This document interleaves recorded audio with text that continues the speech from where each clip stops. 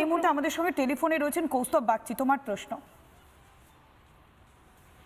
প্রত্যেকের বক্তব্য থেকে একটা বিষয় স্পষ্ট যে এটা টার্গেট। আমাদের সঙ্গে কৌস্তব রয়েছে। কৌস্তব, যে কথা আমরা এতক্ষণ ধরে বলছি, যে ছবি এই মুহূর্তে দেখতে পাচ্ছি, গোটা পশ্চিমবঙ্গের মানুষ স্তব্ধ।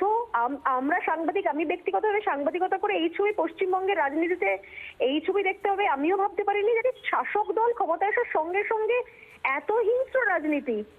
আপনারা বার্তা দিচ্ছেন কর্মীদেরকে সংযত থাকার জন্য, কোনো হিংসা বরদাস্ত করা হবে না। এটা কি ছবি?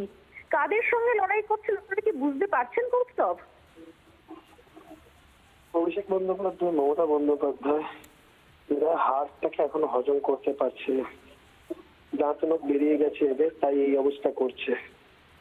এরা বুঝতে পারছে না এখনো সরকার বদল হয়ে গেছে। আমরা যদি এখন সংযত আচরণ থেকে বিরত হয়ে যাই, ওদের কি অবস্থা হবে। ওরা, আমি সন্ধ্যারেদি কথা মতন বলার মতন অবস্থায় নেই। প্রি প্ল্যান্ড একদম গাড়ির সামনে দাঁড় করিয়ে সিনেমার কায়দায় বাইক থেকে নেমে পয়েন্ট ব্ল্যাঙ্ক রেঞ্জ থেকে বুকে গুলি করা হয়েছে। আমি আর কিছু বলার মতন অবস্থায় নেই। সন্ধ্যারেদি আমাকে মাফ করো। আমি বুঝতে পারছি কৌস্তব, আমি বুঝতে পারছি কৌস্তব।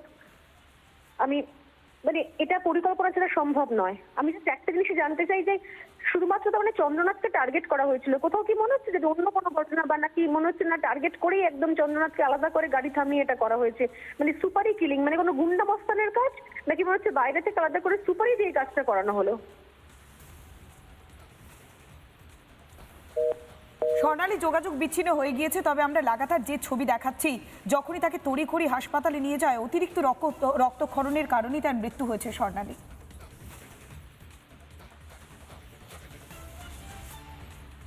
একদমই তাই। তুমি বুঝতেই পারছো যে কিভাবে এই একটা ঘটনা গোটা শাসক দল এই মুহূর্তে, যারা এখনো শপথ নেয়নি, সদ্য জয়ী প্রার্থীরা, তারা তাদের নিজেদের এলাকা এই মুহূর্তে শান্ত রাখার চেষ্টা করছে। কেন শান্ত রাখার চেষ্টা করছে? কি হাস্যকর যে 15 বছর ধরে সেই এলাকার বিজেপি কর্মীরা, যারা মাটি কামড়ে বিজেপি করছিলেন, তারা প্রত্যেক মুহূর্তে অত্যাচারিত হয়েছেন, নির্যাতিত হয়েছেন। এখন তারা যেন নিজেদেরকে সংযত রাখেন, তার জন্য প্রত্যেকটি জয়ী প্রার্থী নিজের এলাকায় কাজ করছেন, ঘুরে বেড়াচ্ছেন পাগলের মতো। এবং সেই সময় যদি এই ঘটনাটা ঘটে, এর পরিণতি কি হতে পারে? আমি জানি না যে যারা এই ধরনের পরিকল্পনা করেছে, এবং প্রত্যেকের একটাই বক্তব্য, কৌস্তব বাগচি শেষ কথা সূত্র ধরে বলি, মমতা বন্দ্যোপাধ্যায়, অভিষেক বন্দ্যোপাধ্যায় যদি আমাদের সঙ্গে থাকো। এই মুহূর্তে আমরা বড় খবরের দিকে নজর রাখবো।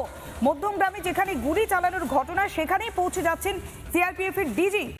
নানা ধরনের কন্টেন্ট দেখার জন্য লাইক করুন, শেয়ার করুন আমাদের ফেসবুক পেজ, সাবস্ক্রাইব করুন আমাদের ইউটিউব চ্যানেল।